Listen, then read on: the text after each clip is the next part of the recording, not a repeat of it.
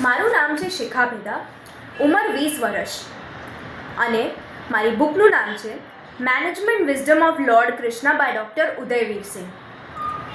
આજે હું એવી એક પુસ્તિકા વિશે વાત કરવા આવી છું જેનાથી મારી વિચારવાની રીત, જીવનને જોવાનો દૃષ્ટિકોણ અને દૈનિક જીવન યાત્રાનો અભિગમ સંપૂર્ણ રીતે બદલાઈ ગયો છે. એ પુસ્તકનું નામ છે management wisdom by lord Krishna by doctor Udayvir Singh. આ પુસ્તકમાં Stephen Covey, Og Mandino, Ken Blanchard, Anthony Robbins જેવા ટોપ મેનેજમેન્ટ ગુરુઝ જેને ફોર્ચ્યુન 500 કંપનીઝના CEOsને ટ્રેન કર્યું છે, એમની થિયરીઝ જમણી બાજુના પાને છે અને ડાબી બાજુના પાને એ theories practically applied by lord Krishna on Kurukshetra છે.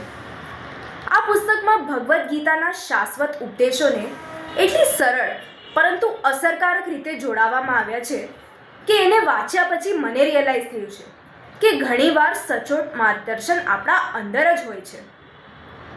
આ પુસ્તકમાં વર્ણવેલો એક પ્રસંગ મારા જેવા વિદ્યાર્થીઓ માટે ખૂબ જ મહત્ત્વનો છે. યુદ્ધ પહેલાં અર્જુન ભય, મૂંઝવણ અને ઓવરવેલ્મ ફીલ થઈ જાય છે ત્યારે શ્રી કૃષ્ણ એને કહે છે, કર્મણ્યેવાધિકારસ્તે મા ફલેષુ કદાચન. અર્થ, તારું અધિકાર તો માત્ર કર્મ પર છે, ફળ પર નહીં. વિદ્યાર્થી જીવનમાં પણ ઘણીવાર પ્રોજેક્ટો, પરીક્ષાઓ અને સ્પર્ધાઓ મળીને એક બેટલફિલ્ડ જેવો અનુભવ આપી શકે છે. મને પણ ઘણા પ્રસંગો આવી પડ્યા જ્યારે કામનો ભાર, અપેક્ષાઓ અને નિષ્ફળ થવાના ભયથી હું પોતે મૂંઝાઈ ગઈ હતી. ત્યારે મને આ શીખે યાદ અપાવ્યું કે જો હેતુ સ્પષ્ટ હોય અને પ્રયત્ન સાચા હોય તો માર્ગ પોતે ખુલી જાય છે.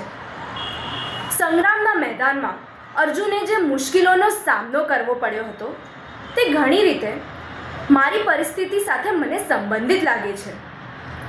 આ બુક વાંચ્યા પછી બીજા સોશિયલ કાઉન્સેલિંગની જરૂર નહીં પડે, ફેમિલી કાઉન્સેલર પાસે જવું નહીં પડે, સ્ટ્રેટ અવે શાસ્ત્ર કાઉન્સેલિંગ થશે અને એ સીધું દ્રશ્ય સામે આવશે કે આ પાત્રએ આવું ચારિત્રયુક્ત ગુણિયલ વર્તન કર્યું અને મેં જે એ પ્રમાણે બોલ્યું, જે એ પ્રમાણે વર્ત્યું, ત્યારે હું કોઈ પણ પર્સનલ, પ્રોફેશનલ અને સામાજિક પ્રોબ્લેમ્સથી સહેલાઈથી બહાર આવી શકી. આ સત્યને અંતમાં થોડી પંક્તિઓમાં સમાવીએ તો મન ડગમગે ત્યારે હિંમતનો દીપ જલાવજો, શંકાના વાદળોમાં પણ પગલું આગળ વધાવજો.